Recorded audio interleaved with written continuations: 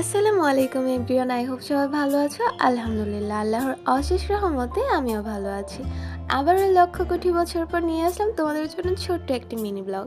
চুলার উপরে যে দুধগুলো দেখতেছো, এখানে প্রায় 3 কেজি দুধের মতো নষ্ট হয়েছিল। ওগুলো হচ্ছে আমরা জাল করে কিছু একটা বানানোর ট্রাই করতেছিলাম। আর এই ফুটেজটা ছিল রোজার আগের একদিন, হচ্ছে বিকালবেলা হচ্ছে নাস্তা বানাইছিলাম, ওইখানে হচ্ছে আঁকিবুকি করে খাচ্ছিলাম, জাস্ট একটা ভিডিও নিয়েছিলাম। এই প্রথম রমজানে হচ্ছে আমি সাহারি ইফতার একা করছি। এটা হচ্ছে আপু আমাকে হচ্ছে ইফতারের টাইমে ইফতার দিয়ে গিয়েছিল। আলহামদুলিল্লাহ অনেক ভালো ছিল, ইফতারটা অনেক মজা ছিল। এরপরে আমি শোনো নতুন নতুন বেকিং শিখতেছি, তোমাদেরকে একটা বিষয় দেখাই। তোমরা আমাকে উল্টাপাল্টা কমেন্ট করো না, আমি নতুন শিখতেছি, ইনশাল্লাহ আমিও এক সময় পারবো। আমার জন্য তোমরা সবাই দোয়া রাখবা। আমার এটা হচ্ছে ফার্স্ট টাইম কেক বানানো ছিল। আমি ভালো করে কেন জানি ফিনিশিংটাই আনতে পারি নাই, এর জন্য আমার অনেক মন খারাপ হয়েছে। আমি অনেক চেষ্টা করছি, কিন্তু ইনশাল্লাহ আমি পারবো। তারপরে দেখো আমি থেমে থাকি না, আরেকদিন ট্রাই করতে গেছি। ওই দিন কেন জানি এই কেকটা একদম এরকমের হয়ে গেছে, আই ডোন্ট নো। এই কেকটা মূলত বানানো হয়েছিল আমার একটা আপুর হচ্ছে 7 মান্থ অ্যানিভার্সারি ছিল, ওটা উপলক্ষে। ভাইয়ার জন্য ওয়াচ, ফ্লাওয়ার, পাশাপাশি আমাদের এই চুপসে যাওয়া কেকটা ছিল। তারপরেও এই চুপসে যাওয়া কেক খেয়ে ভাইয়া অনেক প্রশংসা করেছে আমাদেরকে, শুনে আমাদের অনেক বেশি ভালো লেগেছিল। এরপর হচ্ছে আমার দাদার জন্য মিলাদ পড়ানো হয়েছিল। আমার দাদা অনেক বছর আগে মারা গিয়েছে, তারপরেও প্রতি বছর একটা মিলাদ পড়ানো হয়। খিচুড়ি ছিল, আর পাশাপাশি ইফতারের আইটেমগুলো ছিল, যেমন বেগুনি টেগুনি এগুলো আর কি। এরপর এগুলো নিয়ে আমি আমার বেস্ট ফ্রেন্ডের বাসার উদ্দেশ্যে রওনা দিই, যেহেতু আমার বেস্ট ফ্রেন্ডের বাসা খুব কাছে। তো আমার বেস্ট ফ্রেন্ড আমার জন্য নাকি একটা গিফট কিনে রাখছে, সেটা আমাকে আগে ফোনে বলছিল। তারপর আমি যখন তার জন্য ইফতার নিয়ে যাই, তখন সে আমাকে এটা দিয়ে দেয়। অ্যান্ড এটা আমার বাসার সবাই অনেক পছন্দ করছে। এটা আমার ঈদ গিফট ছিল, মাশাল্লাহ। সবাই দোয়া করবো আমার বান্ধবীর জন্য। আর এরপর আমি তো এখন কেন জানি সাংসারিক জিনিসপত্র এত কিনি, আমার অনেক ভাল লাগে। এটা হচ্ছে কিছুদিন আগে মার্কেটে যাই, ওখানে একটা ননস্টিক পছন্দ হয়ে গেছিলো, ওইটা আমি নিয়ে আসছিলাম। বাট দেখো উপরের হচ্ছে ইয়াটা অনেক সুন্দর লাগতেছিল, প্যাকেজিংটা।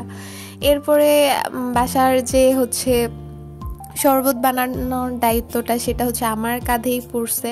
আমি হচ্ছে রোজার প্রত্যেকটা দিন হচ্ছে রমজানের প্রত্যেকটা দিন হচ্ছে আমি শরবত বানাইছি বাসায়। এরপরে এটা হচ্ছে তোমার বাহিরে ইফতার করছিলাম, ওই দিনের ছোট একটা ফুটেজ।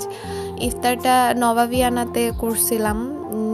এখানে ছিল হচ্ছে কি জিলাপি, তারপরে হচ্ছে আচ্ছা তোমরাই দেখে নাও, আমি এত কিছু বলতে পারবো না। এরপর খাওয়া দাওয়া শেষ করে আমরা বের হয়ে গিয়েছিলাম। ভাবছিলাম যে একটু জয়নাল আবেদিনে যাই, একটু বসি, ঘুরি, তারপর বাসায় চলে যাব। নর্মালি বাসা থেকে হচ্ছে সন্ধ্যার পরে আমাকে বের হইতে দেয় না, ওই দিন একটা সুযোগ পাইছিলাম, তাই অনেক ভালো সময় কাটাইছি। রমজান মাসে এই একদিনই হচ্ছে বাহিরে রাতে ইফতার করতে পারছিলাম। রেস্টুরেন্টের নাম ছিল নবাবী রেস্টুরেন্ট। আমি প্রথমে কি বলছিলাম কি জানি, তো যাই হোক। তারপরে হচ্ছে সেই চিরচেনা জায়গা, যেখান দিয়ে এত বেশি আসা যাওয়া করা হয়েছে যেটা বলার মতো না। তো আবারও হচ্ছে ওইখানে অনেক দিন পর যেতে পেরে অনেক ভালো লাগছিল। এভাবেই সারাটা দিন অনেক ভালো কাটছে আমাদের। আর হচ্ছে পুরো রমজান মাস এত বেশি স্ট্রেস গিয়েছে, আমি তেমন কোনো ভিডিও ফুটেজ নিতে পারি নাই, তোমাদেরকেও কোনো ভিডিও শেয়ার করতে পারি নাই। আমার জন্য সবাই দোয়া করবা, সামনের দিনগুলো যেন আমার অনেক ভালো কাটে, আর আমিও যেন তোমাদেরকে সুন্দর সুন্দর আমার মুহূর্তগুলো শেয়ার করতে পারি। আজকের ভিডিও আর বেশি লং করব না। তোমাদের সবার রমজান কেমন কাটছে অবশ্যই আমাকে জানাবা।